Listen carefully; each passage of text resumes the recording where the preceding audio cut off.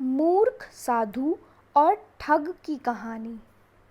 ठग का मतलब होता है चोर।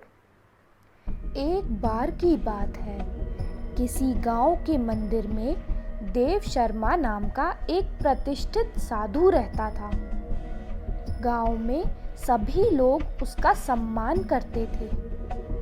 उसे अपने भक्तों से दान में तरह तरह के वस्त्र, उपहार, खाद्य सामग्री और पैसे मिलते थे।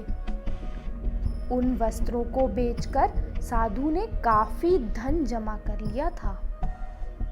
साधु कभी किसी पर विश्वास नहीं करता था और हमेशा अपने धन की सुरक्षा के लिए चिंतित रहता था। वह अपने धन को एक पोटली में रखता था और उसे हमेशा अपने साथ लेकर ही चलता था। उसी गांव में एक ठग रहता था।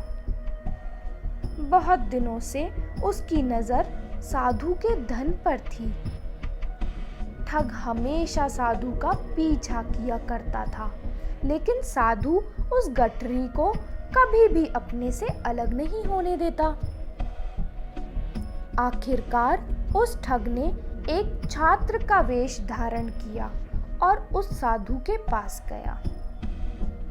उसने साधु से मिन्नत की कि वह उसे अपना शिष्य बना ले, क्योंकि वह ज्ञान प्राप्त करना चाहता था। साधु तैयार हो गया और इस तरह से वह ठग साधु के साथ ही मंदिर में रहने लगा।